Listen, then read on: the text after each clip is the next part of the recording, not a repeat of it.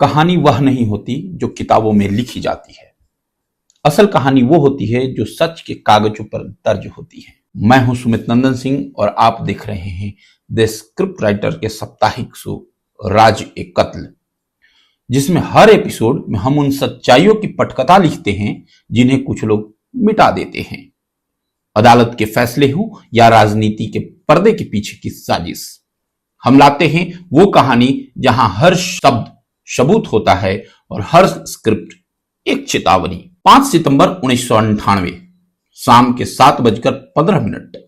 स्थान पटना का राजेंद्र नगर इलाका। प्रोफेसर जेसी बनर्जी के घर पर चल रही थी ट्यूशन क्लास। क्लास में थे 4 स्टूडेंट। अभिषेक, जिसकी बाद में हत्या हो जाती है, रोहन प्रकाश, श्वेता और अन्वेष। इसी बीच दरवाजे पर दस्तक होती है। प्रोफेसर की पत्नी रेखा बनर्जी दरवाजा खोलती है। बाहर खड़ा था एक युवक जिसने कहा, मुझे अभिषेक से मिलना है। अभिषेक बाहर आता है और अगले ही पल धाएं धाएं 2 गोलियां चल जाती हैं। पहली गोली अभिषेक के सीने में लगती है, वो गिर जाता है। दूसरी गोली हवा में निकल जाती है। चारों तरफ अफरा तफरी मच जाता है। हमलावर साइकिल पर बैठकर भाग निकलता है। साजिश की जड़ें क्या थी? जांच में धीरे धीरे खुली एक चौंकाने वाली कहानी। मामले में शामिल थे सिद्धार्थ, अरुणित दास और रोहन प्रकाश। तीनों एक ही कॉलेज के छात्र और एक लड़की पल्लवी को लेकर तीनों में मनमुटाव चल रहा था। रिपोर्ट के मुताबिक रोहन पल्लवी से प्यार करता था, लेकिन पल्लवी को अभिषेक पसंद था। यहां से शुरू हुई रंजिश। सिद्धार्थ ने अरुणित से कहा, अभिषेक को रास्ते से हटा दो। अगर तुमने ये काम कर दिया, तुम्हारी मुलाकात बिहार के कुख्यात अपराधी सूरजभान से करवाऊंगा। अरुणित को दिया गया एक डबल बैरल देसी पिस्टल जिसमें 4 कारतूस थे। सिद्धार्थ और अरुणित की उम्र उस वक्त 16 से 18 के बीच थी। दोनों छात्र, लेकिन मानसिकता अपराधियों जैसा। हत्या की तैयारी। 4 सितंबर 1998 की शाम सिद्धार्थ के घर तीनों मिले, अरुणित, सिद्धार्थ और रोहन। साजिश का पूरा प्लान यहीं बना। अगले दिन शाम 7 बजे का समय तय हुआ। 5 सितंबर का वो सिद्धार्थ ने खुद अरुणित को पिस्तौल दी। 2 कारतूस उसमें भरे और 2 अतिरिक्त दिए। फिर कहा, अब बस गोली चलानी है। शाम 7:15 पर अरुणित ने प्लान के अनुसार प्रोफेसर के घर जाकर अभिषेक को बुलाया और गोली मार दी। उस वक्त रोहन अंदर क्लास में था, लेकिन बाहर भागकर आया और पुलिस को भ्रमित करने के लिए खुद ही एफआईआर दर्ज कराई, ताकि लगे कि वो निर्दोष है। लेकिन सच्चाई यह थी कि वो भी उस साजिश का हिस्सा था। कबूलनामा और गिरफ्तारी। 13 सितंबर 1998 पुलिस ने अरुणित दास को धर दबोचा। पूछताछ में उसने सब कुछ कबूल लिया। उसने बताया, हाँ, मैंने अभिषेक को मारा, लेकिन मेरे साथ सिद्धार्थ और रोहन भी थे। अरुणित के घर से बरामद हुई उसकी वही साइकिल, खून के धब्बे वाले शर्ट और पैंट। उसमें खुद जज के सामने जुडिशियल कन्फेशन दिया कि हत्या उसी ने की। प्लान सिद्धार्थ का था और मदद रोहन ने की। अरुणित ने यह भी कहा कि सिद्धार्थ ने धमकी दी थी, अगर तू गोली नहीं चलाएगा तो अगली गोली तेरे लिए ही होगी। अदालत की जीरा। Session court. 21 गवाह पेश हुए। सबसे अहम गवाह थे प्रोफेसर बनर्जी की पत्नी, पड़ोसी शिक्षक बीएम शाही, जिन्होंने गोली की आवाज सुनी थी, और अरुणित का दोस्त आर्को प्रीतम बनर्जी।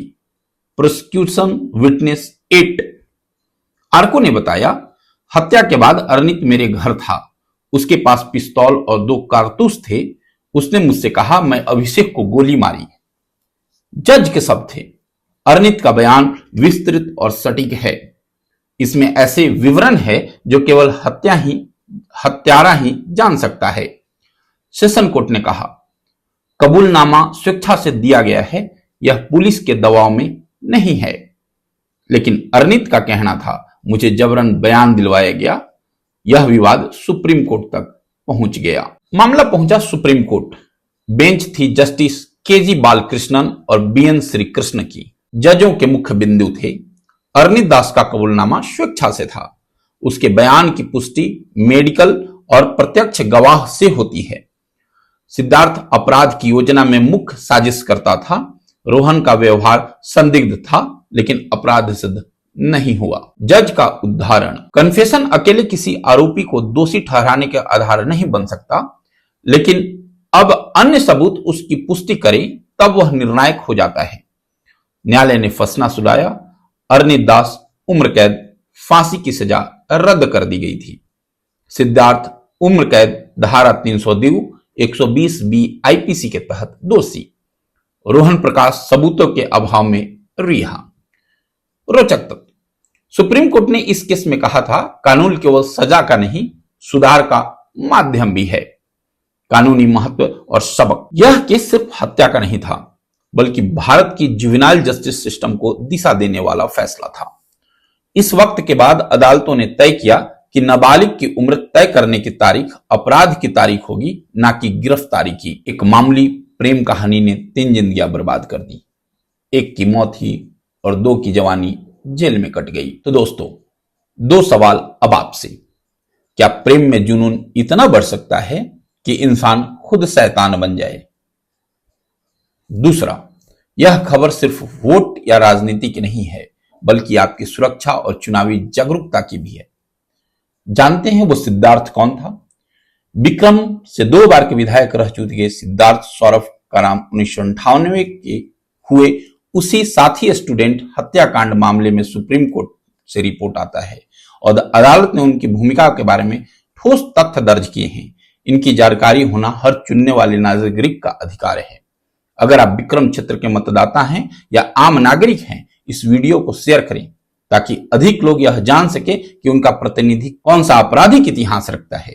नीचे दिए गए लिंक में अदालत के कॉन्फिडेंशियल पीडीएफ, उम्मीदवार के प्रोफाइल लिंक्स दे रहा हूं। आप अपने वोट देते वक्त एक बार जरूर सोचिए, समझिए और ये जानिए कि वोट किसको दिया जा रहा है। तब तक के लिए हम आपसे विदा लेंगे। नमस्कार, धन्यवाद, जय हिंद।